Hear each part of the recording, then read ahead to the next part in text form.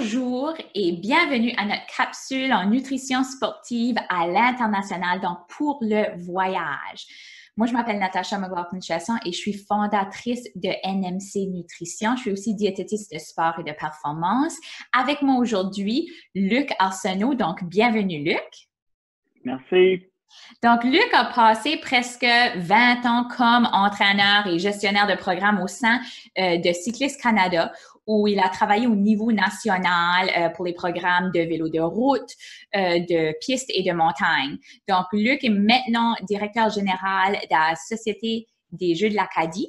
Puis, il offre aussi du coaching via sa compagnie Directeur sportif qui offre des programmes et des camps d'entraînement aux cyclistes, ainsi que le projet Dialed In qui est de travail des athlètes, des cyclistes quand même de haut niveau qui cherchent à se développer encore davantage. Donc, à travers les derniers 25 ans, Luc, je pense que tu es devenu un peu professionnel du voyage, on devrait dire, hein? Ouais, je pense que j'ai pas mal vécu dans mes valises assez souvent, donc je suis content maintenant d'être de retour à la maison, par exemple. Ben, c'est super. Tu as probablement besoin de passer un peu plus de temps à rester à un endroit, là. Oui, je Donc, pense que oui. puis c'est comme ça qu'on a pu se côtoyer. Donc, quand je travaillais en tant que diététiste de performance au sein des équipes nationales de Cycliste Canada, on a pu quand même voyager ensemble, en faire des camps d'entraînement. Donc, on avait fait Malibu en Californie, on a voyagé en Belgique ensemble aussi. Donc, c'était quand même des expériences. Les athlètes ont beaucoup dû adapter leur alimentation aux différents environnements. Puis moi, j'avais hâte de pouvoir jaser avec toi pour que tu puisses partager la nutrition sportive d'un angle différent que celui d'une diététiste. Je veux dire, en tant qu'entraîneur, en tant que gestionnaire, tu as quand même vu l'impact de la nutrition sportive, mais surtout avec des variations culturelles ou alimentaires des différents pays. Donc, est-ce que tu pourrais partager un peu de tes recommandations, même de tes apprentissages les plus évidents pendant le voyage à l'international, juste au cours de ta carrière sportive jusqu'à présent? Ouais, ben je pense que la première chose qu'on a réalisé, ça a pris un petit bout, honnêtement, quand tu voyages, tu t'en vas dans, surtout quand, tu sais, c'est sûr que c'est pas toujours des pays très, très différents d'une autre. Pour le vélo, c'est surtout l'Europe ou des choses comme ça. Au début, on allait beaucoup en France, donc on se disait, ben, la cuisine ici, la France est renommée pour la cuisine, donc on peut manger à leur façon, ça sera même mieux pour nous. Les pros, les cyclistes pros sont tous d'ici, blablabla, toute la longue histoire qu'on peut connaître. Donc, on est un peu tombé dans leur soupe, si on veut. Puis, c'est après quelques temps, mais je dirais même pas quelques années, on a rapidement réalisé que ouais, c'est pas mauvais ce qu'on mange ici. C'est même excellent au goût, c'est très bon, c'est gastronomique. Ben oui. C'est pas ce que nous, on avait l'habitude de manger. Donc, je suis convaincu qu'il rencontrait quand même tous les besoins en calories et tout ça, etc. Mais c'était pas avec les mêmes aliments et les mêmes habitudes qu'on avait ici, même les mêmes heures, les mêmes horaires. Donc, C'est vrai. point de vue performance, ça, c'était le plus difficile de manger au début, tu sais, le soir vers 7, 8, 9 heures. Même en Espagne, c'est plus tard. C'était assez difficile pour les coureurs d'aller se coucher tout de suite après, de digérer, sans avoir eu le temps de digérer, je devrais dire. Donc, c'est pas dans nos habitudes.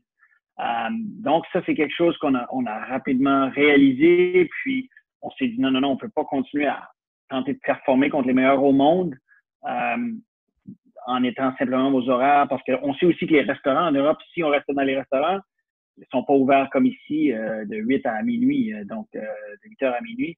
Ils sont ouverts seulement pour les heures spécifiques des repas, donc Oui. environ de midi à 2 heures pour le dîner. Après ça, ça réouvre seulement le soir vers 7 heures à peu près. Donc, pour les jeunes, ils sont pas habitués à ça, qui sont habitués de manger à 4h30 ici à la maison, ça fait une longue journée. Donc, on s'est dit tout de suite, nous, la plus grosse adaptation, le plus gros besoin qu'on peut faire pour nos cyclistes, c'est de louer un appartement ou une maison avec accès à une cuisine où on pouvait faire nos propres aliments. Donc, ça a été la première grosse étape d'adaptation. Je pense que ça a été bien. C'est sûr que c'est le fun de jouer aux touristes de temps en temps puis de goûter des mets locaux, là. Ça, on les empêchait pas de faire ça, mais il fallait faire attention quand on le faisait, puis des choses comme ça au fur et à mesure, là, on s'adaptait. Mais le gros, ça a été de se trouver un endroit où on pouvait habiter avec notre propre cuisine. Et puis ça c'est là que les choses ont commencé à bien aller. Oui.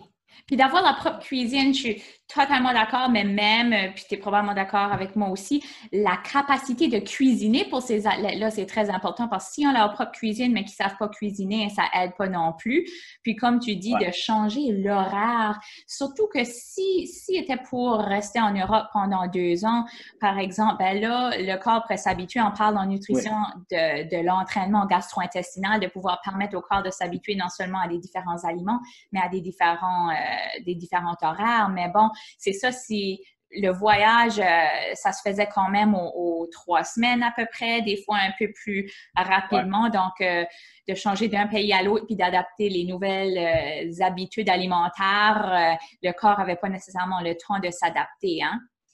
Non, puis surtout, comme tu dis, on allait en moyenne 3 semaines. À la fin, c'était plus 6, 8 semaines, mais qu'avec plus les coureurs prenaient l'expérience. Mais dans ces 3 semaines-là, ça te prenait déjà une semaine à t'adapter au fuseau horaire. Donc, ça, c'était déjà une chose. Donc, s'il fallait s'adapter à la nutrition en plus, on n'avait absolument pas le temps. Donc, on a rapidement décidé d'avoir accès à une cuisine. Mais là, ça passe à l'étape 2. Après ça, c'est bien beau, mais enfin, on voyageait souvent avec des jeunes qui n'avaient pas l'habitude de cuisiner. Donc, ça, c'était l'étape 2.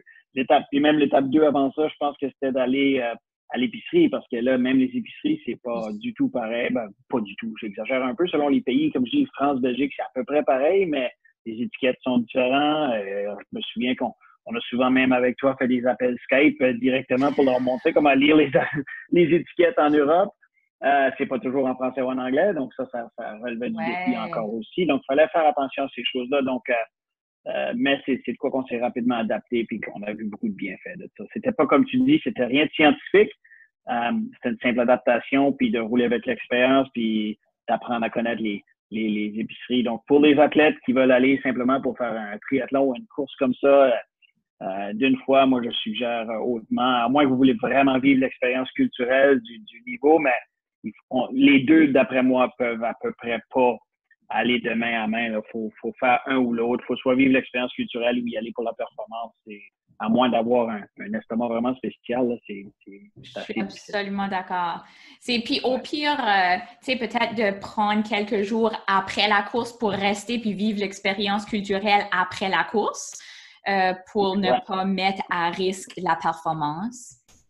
Ouais, souvent, ben, nous, c'était souvent dans nos horaires, les dimanches soirs après les compétitions. On s'en va à pizzeria locale ou des trucs comme ça. Puis là, ben, Exactement. amusez-vous. Puis on a 6 jours pour récupérer. Donc, pas nécessairement récupérer. Ben, le lendemain, le lundi, c'était une journée plus tranquille. Donc, ça leur permettait ça de goûter les trucs plus locaux. Euh, mais mais c'est sûr que là, je parle surtout de l'Europe, Belgique, parce que c'est là qu'on a passé beaucoup de temps en Italie, des trucs comme ça où c'est assez facile. Mais quand on a voyagé dans d'autres endroits, au Maroc ou des choses comme ça, là, c'était plus difficile. Puis là, on était là moins longtemps aussi. Puis les jeunes voulaient vivre une expérience culturelle quand même. C'est peut-être la seule Ben fois de oui. leur vie qu'ils vont. C'est sûr qu'en des pays asiatiques, ça a été assez difficile aussi. Donc, parce que là, tu as peur de tomber malade ou des choses comme ça. Donc, il faut faire vraiment attention à ces trucs-là.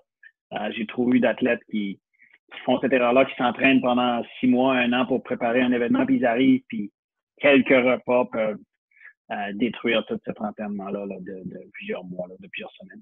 Ouais, ouais, pitié. Donc, si je me souviens bien, vous aviez aussi passé 1 an comme équipe. C'était un peu d'un défi que tu avais lancé à l'équipe de manger plus des vrais aliments pendant l'entraînement. Donc, c'est clair que pendant cette année-là, vous avez quand même fait beaucoup de voyages à l'international. Est-ce que tu avais trouvé ça difficile cette année-là avec la préparation des aliments locaux? Puis, tu sais, à l'épicerie, des fois, c'est même pas dans les langues, les Ouais. étiquettes nutritionnelles, puis tout ça. Comment l'équipe s'avait ajusté de ce côté-là? Puis comment toi, tu avais trouvé l'expérience aussi en tant Ben, qu'entraîneur? ça avait été quelque chose que, bon, c'est sûr que les coureurs dans les dernières années où on progressait toujours étaient rendus à pratiquement 800 000 heures d'entraînement puis par année. Donc, ça fait beaucoup d'heures sur le vélo. Tu manges beaucoup sur le vélo. Donc, en bon français, il était tanné des bartendes, là, puis des Ouais. bananes. Donc, on a décidé, à un moment donné, moi puis les autres entraîneurs puis les nutritionnistes de l'équipe, tout ça, on a dit, ben, pendant le camp d'entraînement d'hiver, on va faire un défi où on va passer le camp d'entraînement, donc 2 semaines de 25 heures à peu près d'entraînement, juste à manger de la nutrition sur le vélo là, fait à la main. Donc, Ouais. des trucs emballés, des trucs comme ça, puis on allait goûter différents trucs, puis on voulait aussi se donner le défi que ces recettes-là qu'on allait... Puis là, on voulait choisir les meilleures recettes parce qu'on sait dans l'année, là, on allait en choisir 4-5 que les coureurs allaient préférer. Puis, on voulait aussi se lancer le défi parce qu'on savait que cette année-là, on allait faire 3 ou 4 continents, donc on savait qu'on allait avoir... Tu n'as pas toujours accès au même bâtiment ou au même... Ça. Tu peux avoir les compagnies, on peut sans besoin de les nommer, très spécialisées, mais on n'a pas toujours accès à ces mêmes compagnies-là quand tu voyages. Donc, puis d'apporter sa nourriture de vélo quand tu pars pour 8 semaines, c'est moins drôle. Donc, nous, on savait que en lançant ce défi-là, on voulait avoir des ingrédients aussi qu'on savait qu'on pourrait trouver partout. Donc, des simples céréales, des nutriments, du riz, des fruits séchés, des trucs comme ça qui étaient faciles à trouver partout. Et puis, les jeunes contribuaient aussi. Puis, c'était aussi un item, je ne mentirais pas financièrement, parce que d'avoir une équipe de 8 coureurs à nourrir à l'année sur le vélo, c'était quand même très considérable. Ça a coupé notre budget de près de 90% en nourriture de vélo. Là. Donc, c'était fou. Puis, mais au début, les coureurs étaient un peu sceptiques parce qu'ils disaient, ça va être un peu de travail, mais quand ils ont réalisé que c'était facile, on avait parlé beaucoup. Mais quand ils ont réalisé comment facile que c'était de faire ces ingrédients-là, puis comment bon que c'était pour eux, parce qu'on savait ce qu'il y avait dedans, premièrement, donc il n'y avait aucun défi. S'ils n'aimaient pas le petit raisin, ben qu'ils n'en mettent pas les petits raisins, donc c'était aussi simple que ça, ils peuvent modifier leur recette. Puis je dirais que cette année-là, on a fait 95 jours de course, je pense. C'est sûr que chaque coureur n'a pas fait tout ça, là, on avait une rotation des coureurs, mais chaque coureur a fait une 60aine de jours de course, plus tous les entraînements. Je peux pas confirmer que ça a été un énorme plus. Oui, financièrement, c'était un énorme plus pour l'équipe, mais il n'y a certainement pas eu de carence ou de négatif des coureurs. Donc, à nous-mêmes, on pouvait avoir aussi bon que les compagnies spécialisées, mais surtout, on y avait accès. Parce qu'on peut dire, les compagnies nord-américaines qui nous fournissent de la bouffe, quand on est au Canada, aux États-Unis, c'est facile, mais quand on commence à voyager, on n'y a plus accès à ces trucs-là, on ne peut pas en amener tant que ça. Donc là, ça faisait qu'on n'avait pas besoin de changer. D'une course à l'autre, les gars savaient ce qu'ils avaient. Ça allait être à peu près la même chose à part de la marque du riz qui va peut-être changer pour les galettes de riz. Mais c'était des trucs mineurs. Le plus difficile à trouver, c'était peut-être des fois le beurre d'arachide qui maintenant se trouve à peu près partout. Sinon, on voyageait avec nos gros pots de beurre d'arachide du Costco. Ouais. Ça y allait. Ouais. Ben c'est super, Luc. Je veux te remercier d'avoir accepté de faire cette capsule ici avec moi parce que je trouve que c'est tellement de l'information nécessaire pour les athlètes qui vont voyager. Puis, pour les cyclistes qui voudraient en connaître davantage sur directeur sportif, sur tes programmes, sur tous tes camps d'entraînement, parce qu'avec l'expérience que tu as, je trouve que c'est super que tu offres la capacité de voyager pour des camps d'entraînement, mais le fait que tu as de l'expérience et spécialisée là-dedans, c'est rassurant pour des athlètes qui voudraient s'entraîner peut-être dans un différent milieu avec des différents défis de route et tout. Donc, ils peuvent trouver quand même toute cette information-là sur ton site, directeursportif.ca, c'est ça? Oui, c'est ça. Toute l'information est là. C'est sûr que tout de suite, il n'y a pas grand déplacement vu la situation, mais espérons qu'on va pouvoir reprendre. Ça va venir. Oh oui, je pense que oui, ça va venir. Donc, on fait vivre des belles expériences aux jeunes coureurs. Puis, c'est ça, on essaye de les traiter un petit peu comme que je faisais avec l'équipe nationale, un peu comme des pros. Donc, puis oui, ils ont de la bouffe pour rouler fait à la main. Donc, c'est comme ça qu'on fonctionne depuis un bout. Puis, je pense que c'est un positif pour nous.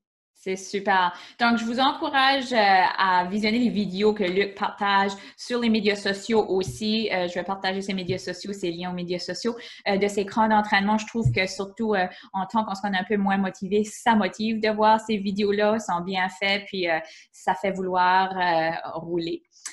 Ouais. Donc, Luc, merci encore beaucoup d'avoir participé. Oui, merci. Et puis, merci à vous. À la prochaine. Et n'oubliez pas, la nutrition est une science et non une opinion.